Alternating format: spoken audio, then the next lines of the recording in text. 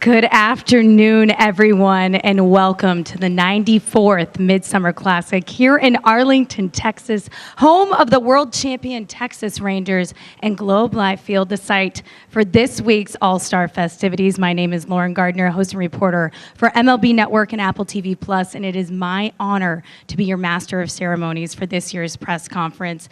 This is an All-Star game that features 38 first-time All-Stars, including the guy to my left, and the game continues to get younger and more exciting as we have 22 All-Stars aged 26 and younger. But we also have some experience in this game, including the guy to my right, Bruce Bochy, who will be managing in his 5th Midsummer Classic. Bruce, welcome. It must be nice to stay home for this one. Thanks, Lauren. Yeah, oh, it is. It's nice. Although I'm staying at the hotel, I'm not staying home. But it's always an honor, to be part of this. It never gets old, trust me. So I'm grateful, thankful, and I look forward to, meeting a lot of guys here and trying to beat Torey here. Oh yeah, definitely going to be some friendly competition in tomorrow's game. Can you please announce your starting lineup and, of course, your starting pitcher? Yeah. Starting pitcher is Corbin Burns. He's not here right now. He just had twins a couple of weeks ago, but he'll start the game. My lineup is Stephen Kwan. He'll be in left field. Gunnar Henderson hitting second at shortstop. Juan Soto being right field, hitting third. Aaron Judge being center field, hitting cleanup. Yordan Alvarez will be DH and hitting fifth. Jose Ramirez playing third base, hitting sixth. Vladimir Guerrero Jr. will be hitting seventh, playing first base. Adley Rushman catching, hitting eighth, and Marcus Semien will be hitting ninth, playing second base. The toughest thing about this lineup is picking up the last two or three, as you know, Torey. Yeah, that must have been a difficult decision. I'm sure you'll be getting some questions in the clubhouse tomorrow, but we can unpack that a little later. You just discussed the fact that Corbin Burns is home with his twins, who are just 2 weeks old. What was behind the decision to give him the starting nod? Yeah, a few things, really. First of all, I think you have to look at his resume, what he's done in baseball, and he's had an incredible career. This is his 4th consecutive All-Star game. What he's done this year, Baltimore, they're leading their division. He's a big reason for that. So, in my mind, it's just his time. It's his time to start an All-Star game. That's why I chose him. I think that's reason enough. And to my left, the reigning NL champion manager of the Arizona Diamondbacks, Torey Lovullo. Please announce your starting lineup and, of course, why you made the decision to go with the guy to your left. Yeah, for sure. Leading off for us is going to be Ketel Marte, maybe a little insider trading, some favoritism, right? He's our starting second baseman in Arizona. Kind of a no-brainer for me. Hitting second will be Shohei Ohtani as our designated hitter. Trey Turner will be hitting third as our shortstop, and he'll be followed by teammate Bryce Harper in the cleanup position, playing first base. Catching will be William Contreras hitting fifth. Kristen Yelich will be hitting sixth and playing right field. Alec Baum will be hitting seventh and playing third base. Teoscar Hernandez will be hitting eighth in center field, and Jurickson Profar will be hitting ninth and playing left field. And getting the starting nod, Paul Skenes. His rookie year, hard to believe it was just over a year ago that you were the #1 overall pick in the MLB draft, and now you're starting the Midsummer Classic. Skip, what was behind the decision to name him as a starter? Well, for me, it was consistently a no-brainer, and I was just trying to make sure that I hit the sweet spot and hit it right. I wanted to be situationally aware of some of the other great arms that were possibilities. But Paul's everything right about this game. You mentioned youthfulness, and he just got drafted. The youthfulness of the All-Star game, and it just, his ability to balance what he's had to go through over the past year has been amazing. He does it with humility, and he does it very, very well. So to me, it became more and more clear as the day neared, and I couldn't be more honored to be sitting next to him right now. Paul, first of all, congratulations and welcome. I know there was a lot of noise around whether or not you would be the starting pitcher for this game. Now that it's finally settled in, how are you feeling? It's pretty dang cool to even be in this position to be at the All-Star game in the first place, and Just super grateful to be getting the opportunity to start it. So thank you, Skip, and for sure. Yeah, super excited. Yeah, Skenes just the 5th rookie starter to start in the Midsummer Classic. We would now like to open up questions to the media. Yes, you, sir. And do we have a microphone being passed around?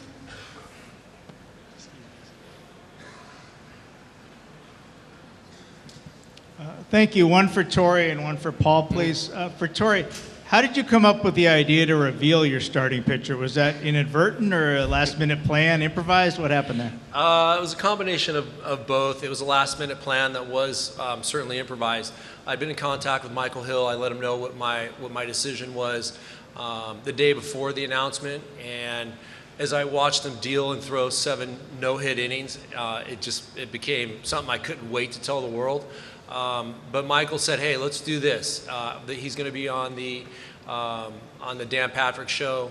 Why don't you just butt in on their time, and we'll just make it as fun and playful as possible." So Dan Patrick I was a big fan of his, and I was actually shocked he even knew my name, and I kind of had my 2 minutes with him and Paul. It worked out perfect.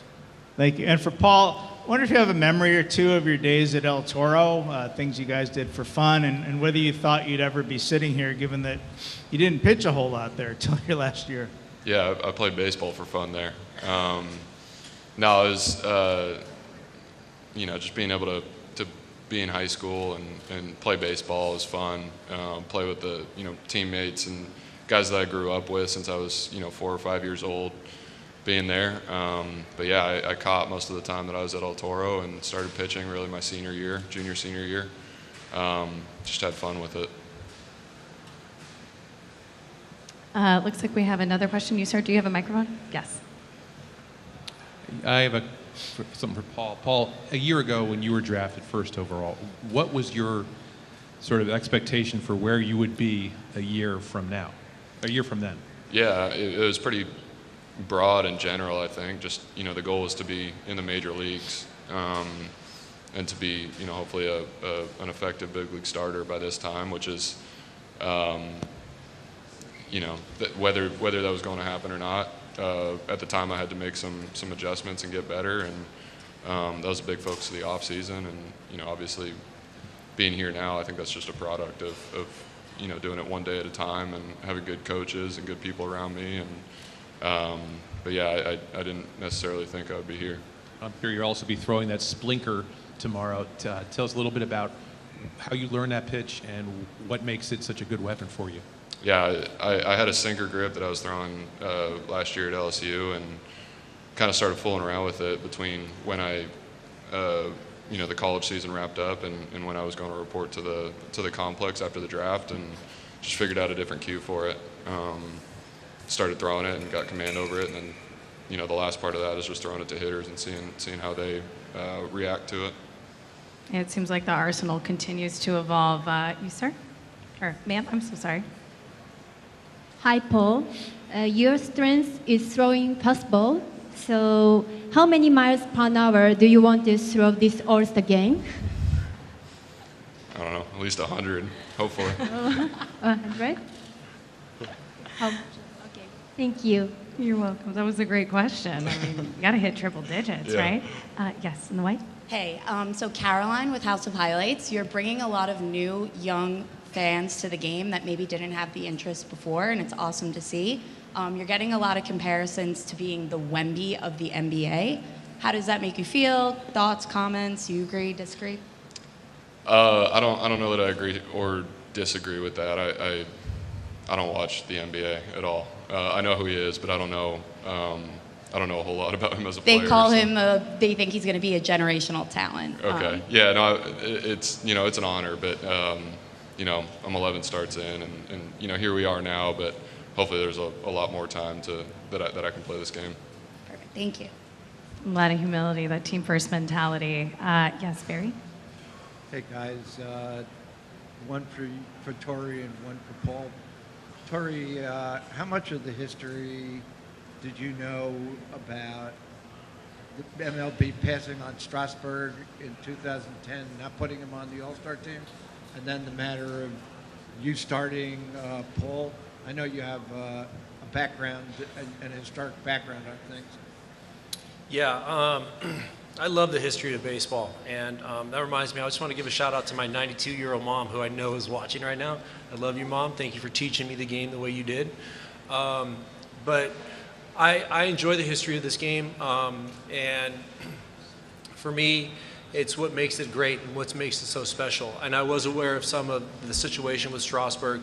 The fact that he was named an All-Star and placed on this team made so much sense to me from the beginning. And then when I had a chance to make this decision, he was the early target. And I wanted to just make sure that the world got a chance to see him. And we're going to be on the biggest stage tomorrow, and I am here to support and promote Major League Baseball the best way I know how. And back to the question a few seconds ago, he is potentially a generational talent, and I want to give him every opportunity to go out there on this stage and show everybody what he can do. Okay, Paul, you know the history perhaps of Strasburg and a lot of pitchers who threw with such high impact. You've got one guy on your team now, Jared Jones, who's on the IL. What are you doing to protect yourself? And what are the Pirates doing to keep you healthy and doing what you're doing? Yeah, I mean, our trainer is at the All-Star game too, so he's pretty dang good.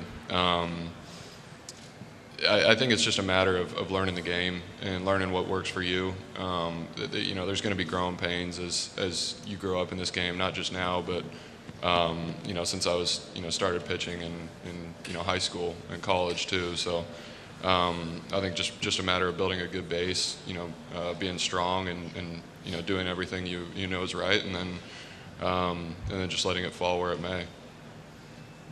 In the corner.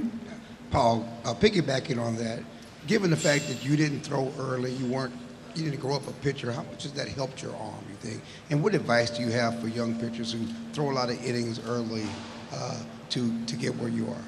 Yeah, I mean, the way that I kind of look at it is just building volume as a whole, and whether that's on your arm, your body, because you need it all throughout the course of a season. So I think, I grew up catching, and that's a lot of volume on your body. That's a lot of throws you're making too. So I don't know what the. I would say, is the torque different though? I mean, you're not, doing all that as a catcher. And you clearly have a live arm now. Yeah, I mean, moving right is, I think, the first part of that as a pitcher, just moving efficiently, moving healthy, and then figuring out how your body is and getting strong and mobility, like everything matters. So I don't know. I haven't thought too much about kind of the amount that I've been pitching over the last 6 or 7 years, just because that's kind of when. And before that also, because I've kind of just started pitching, in the last 6 or 7 years, really. But I think building volume on your body is important. And I might not be the best guy to ask for this, but that's kind of how I look at it. Thank you.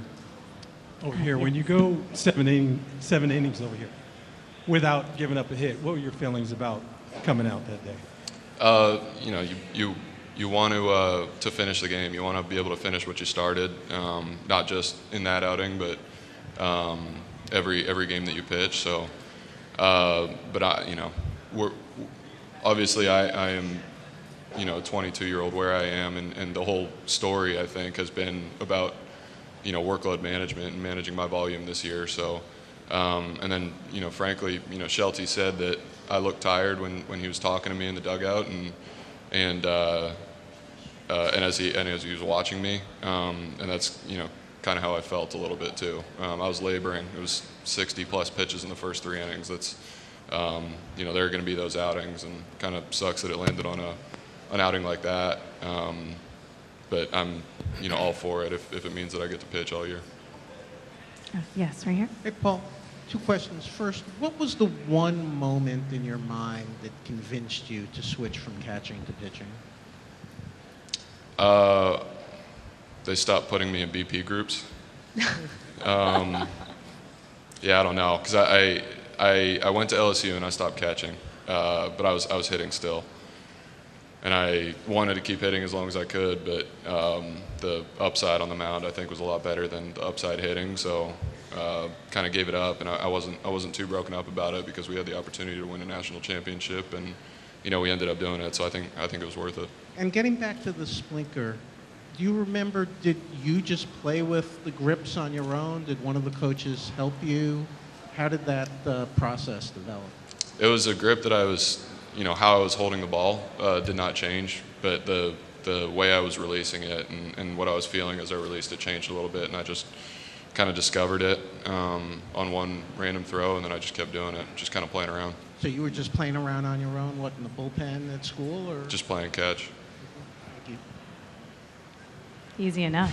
Yes, sir? Hi, I'm Carlos Vargas from Me Gusta Los Deportes. Who's going to replace Carlos Correa and Luis Arraez?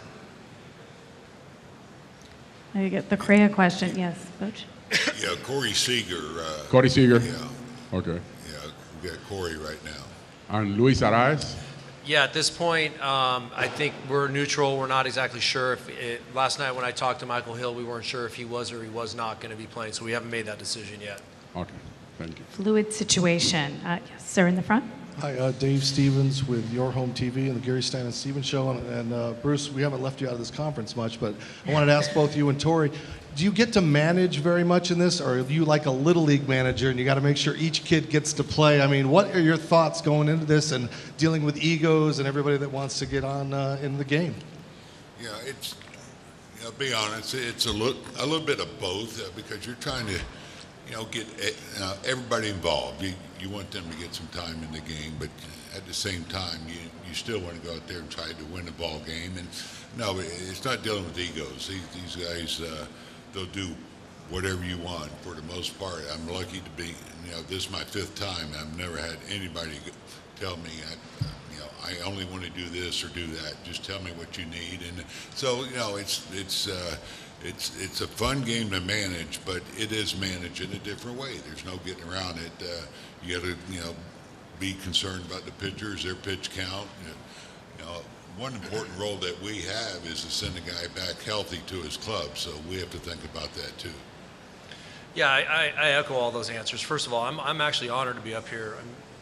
Boch is the managerial GOAT for sure. So the fact that I get a chance to manage against him again in this stage is an honor for me. And I'm honored to be the manager for the National League All-Star team. And my biggest responsibility is to make sure that everybody plays. They're here to play. They've earned that honor. And it probably gives me the most stress as to how to get everybody in there. I know there potentially could be a 9th inning pitcher that doesn't get that inning. I'm dreading having to figure that out, who that is. So there's a few things that give me stress, but I want to give everybody a chance to play, and I'm going to do my best to do that. Quick follow-up for Paul. Do you miss that there's a DH now? Would you want to get your rakes in? Yeah, that would be cool. I've gotten a couple bats over the last few days, and I'm itching to use them. A couple batting gloves too, but there's no helmet in my locker, so that's not happening. Ben Sherrington and Shelty, that ain't going to happen, I promise. Yeah, they're at home. They're like, what? Swinging the bat. Yes, in the green.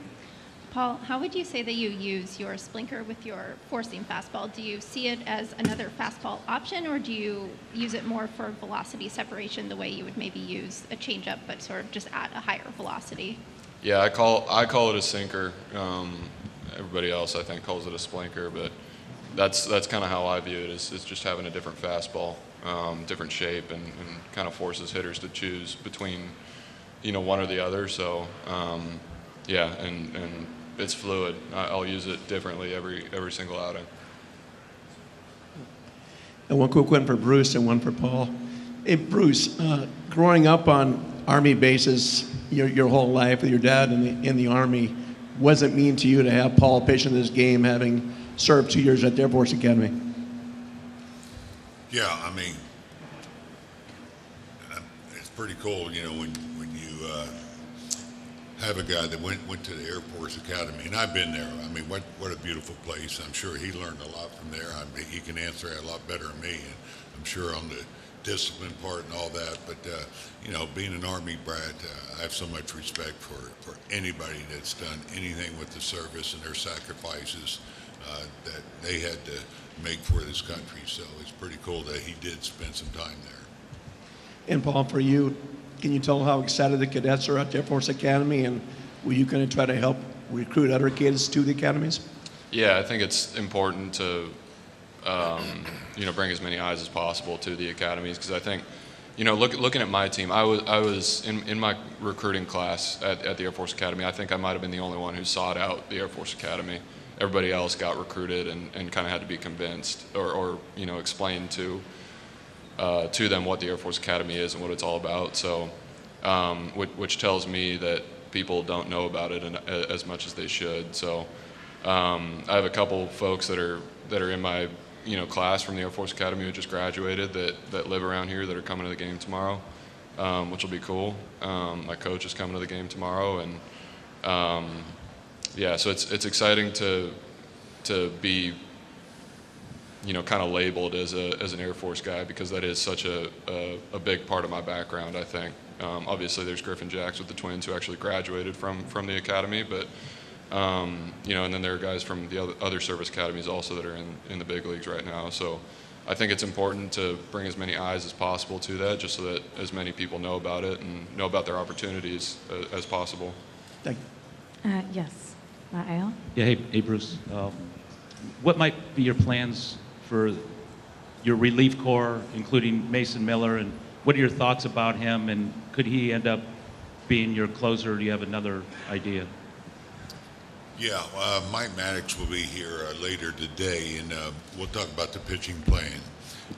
You have to have it mapped out, and you have to have guys getting up to maybe help guys who might be going through a stressful inning there. So as far as closing the game, could be, of course, Clase, but Kotze's here, so he'll be in my ear. Trust me on that one.